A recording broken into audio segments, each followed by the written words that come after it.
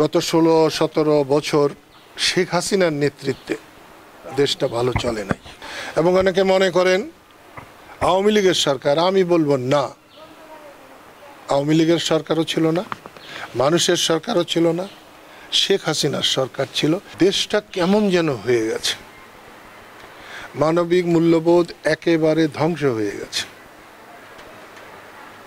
একটা সেনাবাহিনীর সদস্যর গায়ে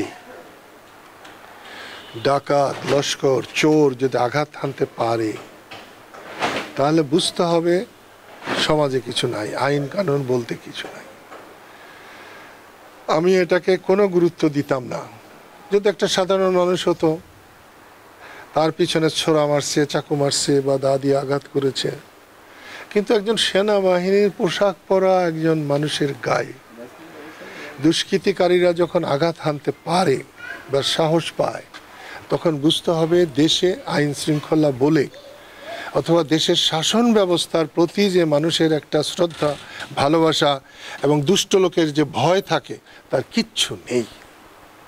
আমি এসেছি, মৃত্যু মানুষের জন্মের পরে অবধারিত সত্য। সে মৃত্যু হয়েছে, বাবা বেঁচে আছেন, বোন আছে, তাদের বুক কেমন করছে দেখে গেলাম। সমাজটাকে বদলাতে হবে। অল্প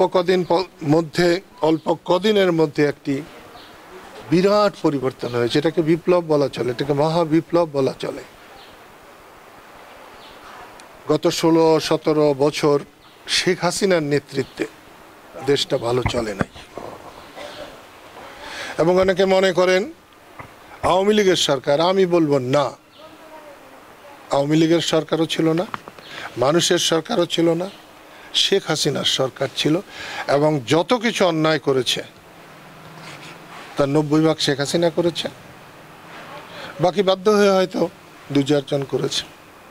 এর পরিবর্তন দরকার এবং এই বিপ্লব যদি ব্যর্থ হয় তাহলে ভবিষ্যৎ বাংলাদেশের জন্য অন্ধকার। সেই জন্যে বৈষম্য বিরোধী জনতার আন্দোলনের সফলতা ধরে রাখতে হবে এবং সেইখানে আমাদের এই সন্তানের জীবন দান আল্লাহ কবুল করুন এবং এই শেষ ব্যক্তি হোক যার দ্বারা আমাদের আইন শৃঙ্খলা ফিরে আসুক। আমি সময়ের কথা সময়ই বলতে চাই। আমি নামাজের সময় অন্য কিছু মনে রাখি না। আমি রাজনীতিকে ইবাদতের মতো মনে করে আমি রাজনীতি করি। এই জন্য আমি প্রচুর সম্মান পেয়েছি, প্রচুর অসম্মানও পেয়েছি, গালাগালিও শুনেছি। এতদিন বেঁচে না থাকলে আমি গালাগালি শুনতাম না। আমি যদি 71-এ যুদ্ধ না করতে পারতাম, যারা গালাগালি করেন তাদের অধিকাংশদের জন্ম হয়তো পাকিস্তানের জারজ হিসাবে হতে পারত। আমি আজকে একজন কাতর বাবা মা, ভাই বোন, ভাই তো আপন ভাই তো নাই, তাদের পাশে শুধু আল্লাহর কাছে দোয়া করবার জন্য এসেছিলাম। অন্য কোনো দিন আপনারা আমাকে ধরবেন তত্ত্বাবধায়ক সরকার কতদিন থাকবে, কতদিন থাকা দরকার, মানুষের চাহিদা কি, আমি অকপটে বলবো। আমি কোনো কথা দ্বিধা করে বলবার চেষ্টা করি না।